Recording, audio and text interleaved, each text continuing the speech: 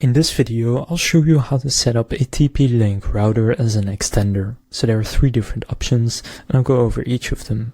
First is to use the range extender mode if it's supported.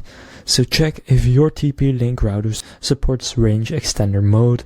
Many newer models do. So connect a PC or laptop to the router via Ethernet or Wi-Fi and open a browser and go to the following link and then log in with your default credentials. So the username and password are usually admin or whatever you have set it to. Then go to advanced and operation mode and choose range extender or repeater mode and then click on save or apply and the router will reboot. After reboot it will scan for Wi-Fi networks, then just select your main Wi-Fi network, enter your main Wi-Fi password, set the extended network name or keep it the same, and then click save, and then your TP-Link router will now act as a repeater. Option 2 is to use WDS bridging. This is for routers without an extender mode. So if your TP-Link router doesn't support range extender mode, you can use WDS, which is Wireless Distribution System. To do this, log into the TP-Link router's admin panel, then go to Wireless and then Wireless Settings and enable WDS bridging. Then click Survey to find your main router's SSID and click Connect, then enter the main router's Wi-Fi password.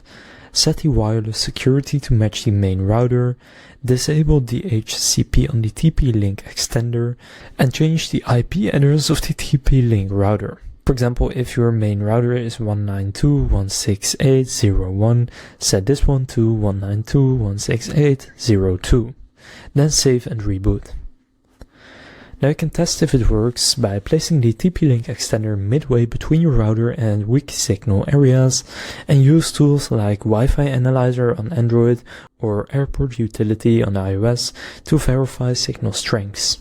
Now some notes: performance may be slower due to shared bandwidth, and for better speed consider a wired access point setup using Ethernet or Powerline. So now you know how to set up a TP-Link router as an extender.